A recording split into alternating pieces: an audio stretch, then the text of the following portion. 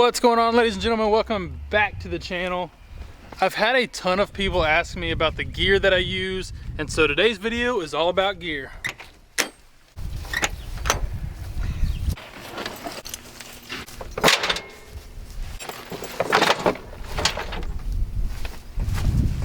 Today's video is my kind of video. I am definitely a gearhead. I like looking at all the gear, I like buying the gear, I like collecting the bits, all that sort of stuff. So like I said, today's video is definitely my style. Mr. Blue looks less than happy to see me. Yeah. Anyhow, let's get into some gear.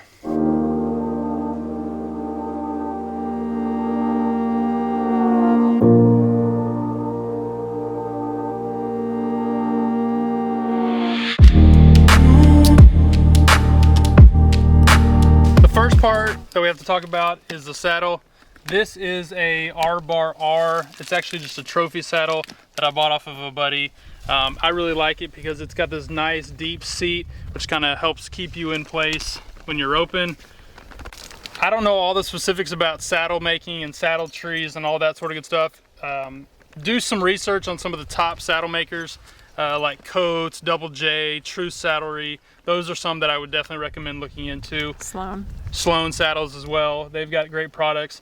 They can give you like the more nitty-gritty details. I know just a high level about a lot of these things, but I try not to get too much in the weeds.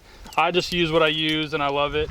The next thing we got to talk about is this Professional's Choice Saddle Pad. I have had this saddle pad for probably 4 years, maybe even 5. Time for a new one. Absolutely love it, but even after 4 or 5 years, it really works well. We just wash it, maintain it. The next saddle pad that I am going to get though is going to be a CSI. I've been wanting a CSI saddle pad for a long time. They're amazing. I've heard tons of great things about them, so that's definitely the next one we're going to get into. The next piece that we need to talk about is your girth. This is an Airflex by Weaver. I've had this one for a long time. I like it a lot because it lets these horses breathe. See all this down here? Now this is a little dirty, but this is really nice. It lets all the air kind of flow in here. It helps keep these horses a little bit cooler. These are really well made. I think I've had this for 2 or 3 years and it's still in just incredible condition. After the girth, we need to talk about the back cinch. Some Western disciplines do not have a back cinch.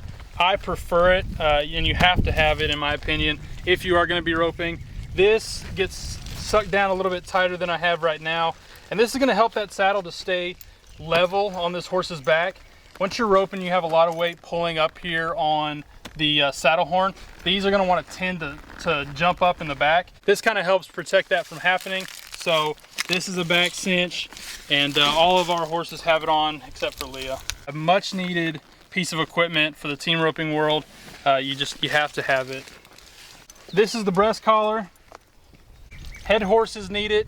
Heel horses don't need it as much. Most guys put them on regardless, but this is going to keep the saddle from moving backwards. If you've got a lot of weight pulling back on the back, this saddle might tend to slip backwards on these horses. So having a breast collar just kind of keeps that all in place. Really, you need it about where their neck starts to come into their chest. That's about where you need this. And it's got to have some room so these horses can move and move their legs. But this is a breast collar. Got to have one of those for sure. Moving on to the leg portion of these horses. This is your standard bell boot. Some people put these on backwards, so just FYI. This part right here in the back goes in the back. The part where the Velcro is goes in the front. This is going to help their back feet not to hit the bulbs of their front hooves. So it's just going to slide on like this. Velcro it and it's good to go. Make sure it's kind of sucked down there nice and tight. This is their Splint Boot. What you're going to do is wrap it around here. This one actually doesn't have a bottom strap, but that's okay. You need a new pair. Definitely need a new pair. These are kind of getting old, but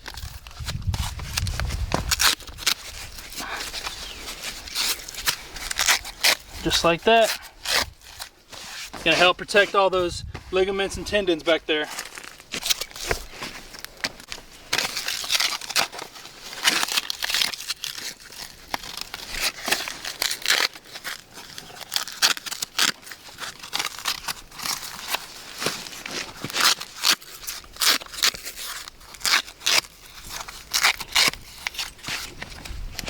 All right, last little bit, no pun intended, of tack that we're gonna put on is your tie down and your bit. A lot of people don't use tie downs if they're not kind of in the performance horse world. These tie downs are pretty important. These keep these horses nice and balanced and make sure they're not rooting up their nose or anything during a run. We keep these super loose on these horses, but it definitely is a good piece of tack to have and have your horse accustomed to. This bit that I use is just a square port with kind of two little hinges on the side, and as you can tell, Blue actually really enjoys putting this bit in his mouth. This is the one I ride on him more often than not. Every once in a while when we're trail riding or just messing around the house, I'll put something a little different in his mouth, but he loves this bit. He works so good in it, so I just keep using it. I like this head stall the best. It's just a one ear slip on.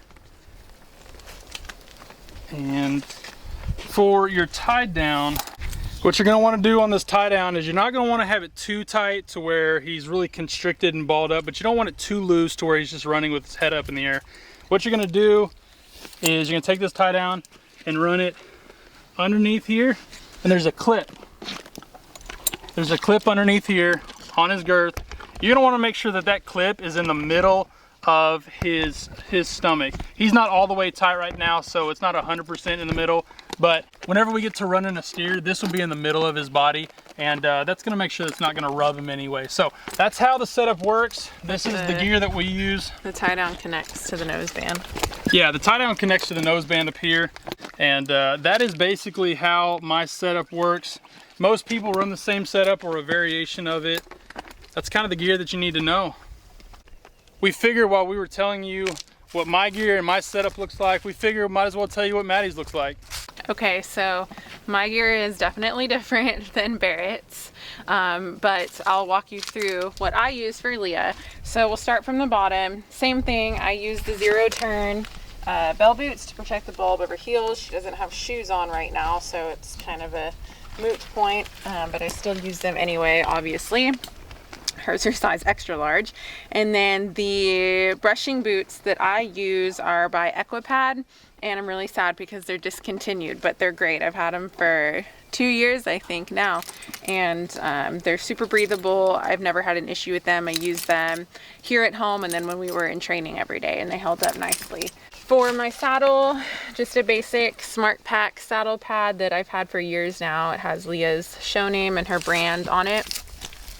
And then this is a Epona, I think, half pad.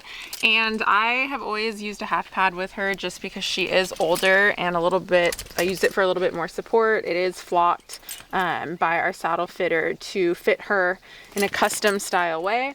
And then my saddle is a custom saddlery Everest R model, and I absolutely love it. It is my baby. It's black and it has navy piping. I really love this model because, as my saddle fitter calls it, it's like a seat belt. It really straps you in, and when we were competing, it really helped me kind of balance her big movement. Stirrups are the wide tread. I really love these. They were a little bit of an investment, but like I said, I found them used and they've held up really well for the last couple of years. My girth is a size 26 by Mac Rider Saddlery, and it's just an ergonomically correct leather girth. I haven't had any issues with it at all. So moving on to my bridle, Leah has several outfits, as I like to call them. This is just our regular snaffle with the basic cabesson and flash. I do like to ride her in a drop noseband a lot. Those of you who do dressage, you know what that is. And then the bit you've seen, we've used it with Blue. This bridle is by Mac Rider and it's navy. I don't know if you guys can kind of see it. Navy patent leather in the sun with a little bling that's dirty. My reins are just regular rubber reins that are hand-me-downs. She's really good about putting her bridle on. I really like this bridle because it has a lot of padding right here. The noseband is really heavily padded, and then over the pole it feels like a pillow. So only the best for her. But Mac Rider makes some really good tack. And then we do the cabesson.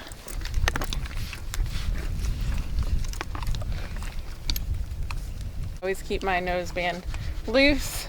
It's where I can fit my 2 fingers in the front.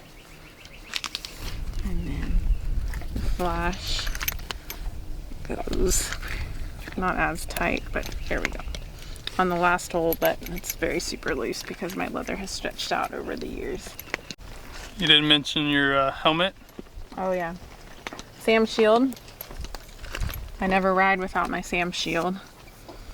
I've had it for 5 years, so it's probably time for another one, but I've ridden in a lot of different helmets. Charles Owen, 1K, Troxel, anything you can name, and Sam Shield is my favorite and the best. It's pricey, but I think brain safety is something that's worth splurging on. And then my gloves are Rocal, and I love those. And my honey got me some new ones for my birthday because my other ones were disgusting. So that's pretty much our entire setup. That's our setup for our horses. If you have any questions, comments, put them in the comments section below. We'll try to get to them all.